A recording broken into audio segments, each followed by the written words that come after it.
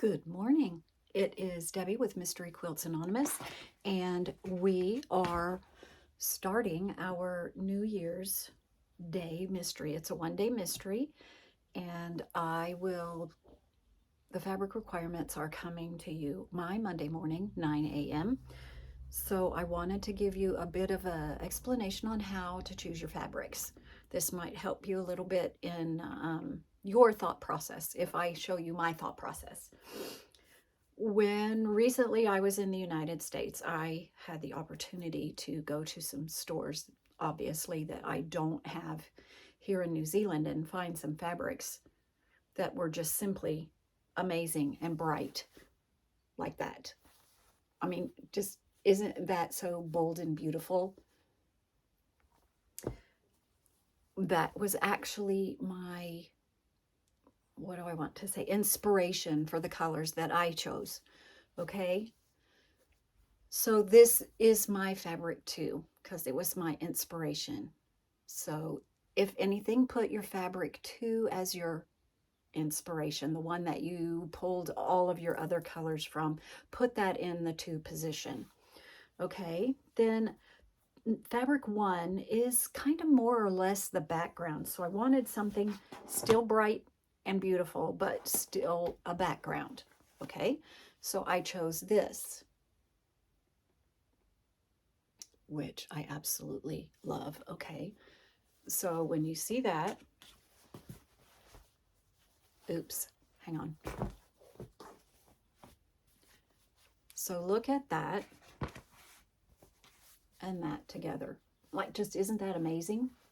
Okay, the blue in here pulls out those blues in there. Okay, so this is fabric 1, fabric 2. Fabric 3 just needs to kind of be quiet, more or less, and just, kind of make everybody else show off. So I really just went with a marbly light or light-ish pink. Okay, and then fabric 4 needs to be like the diametric opposite, if that's possible, to fabric 1. Okay, but yet still play really well with everybody else. So fabric 1, fabric 4. That's a Tula pink, by the way.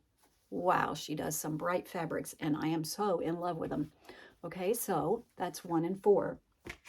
So when I lay them out together, 1, 2, 3, and see if I can lay that a little nicer, 4. Okay, 1, 2, 3, and 4. Okay, it's going to come together beautifully. Okay, so I thought I might just give you a couple other things that I just had laying around. Let's see if we can work through the process as well. If I have some fabrics here, let's just look at that one. Isn't that gorgeous?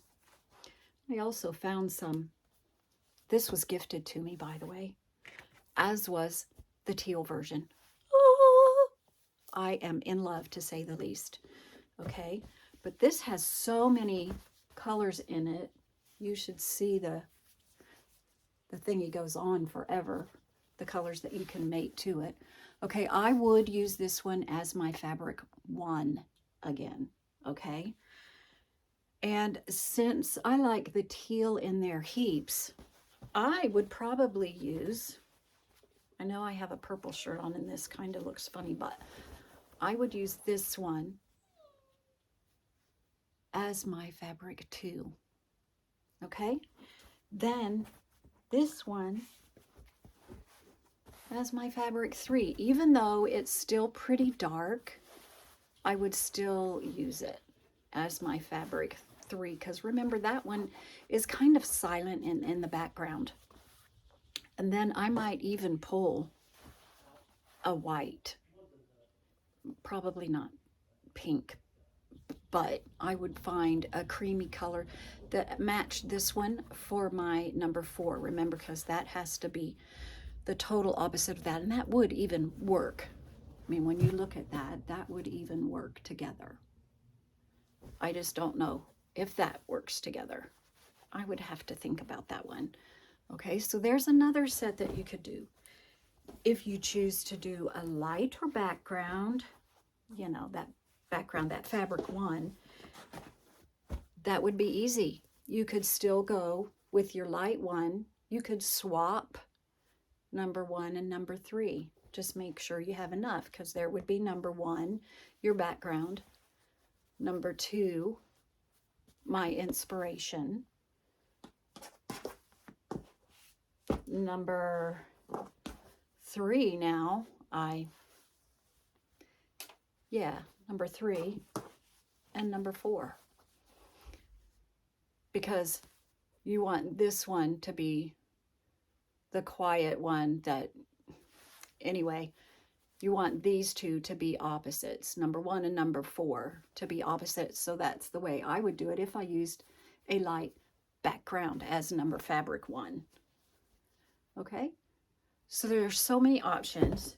I cannot wait to see what you choose. Those fabric requirements are on the website, so get to it. I can't wait to see those. The cutting instructions will be out before the 1st of December, so that you have plenty of time to cut the entire, you can cut the entire month of December. And I promise you, it's not going to take you very long to cut. It only took me a couple of hours to cut the entire thing.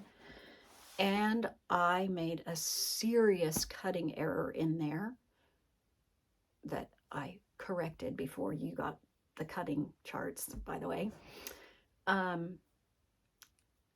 So had to recut an entire clue. But it's all good because I cut them too big, so I could cut down and reuse what I'd already cut. I just had to cut a little bit more, which was great, which I'd planned for. So in the fabric requirements, you have enough fabric 1, 2, 3, and 4 to, I'll lay them out again for you.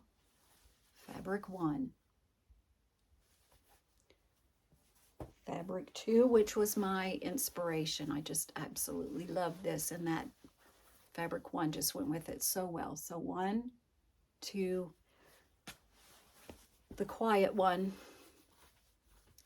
3, and the opposite to number 1, 4.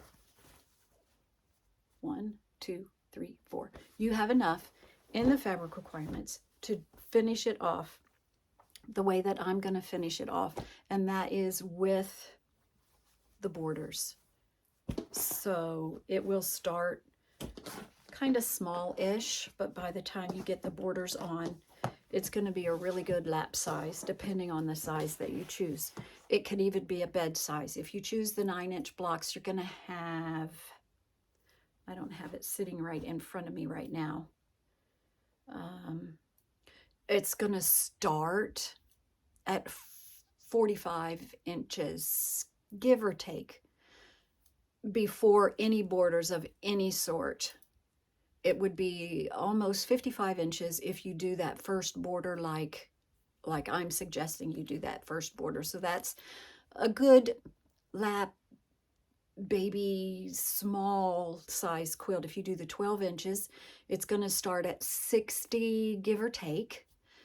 And then with that first border, it's going to be about 72. But the way I'm finishing it off, it's about an 84, 5, right through there inch, which is really good for a queen size bed. If you do the 15 inch, those are going to be really good for a king size bed, because I think everything added, that's about 100, or an oversized queen, if that's what you choose to do.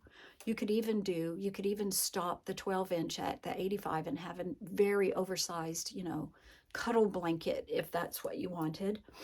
You are going to be amazed. Now I've given you everything that I can give you without telling anything else. It's called Spin Out. We will start at 9 a.m. New Zealand time. on the 1st of January, which for me is a Monday. So if you are on the North American continent or in the UK, it's going to be the UK and Europe.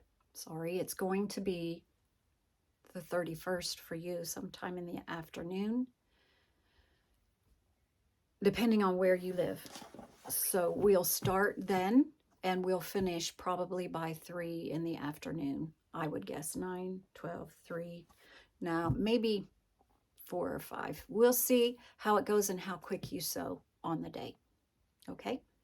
So if you have any questions, just fire away. Have a great day.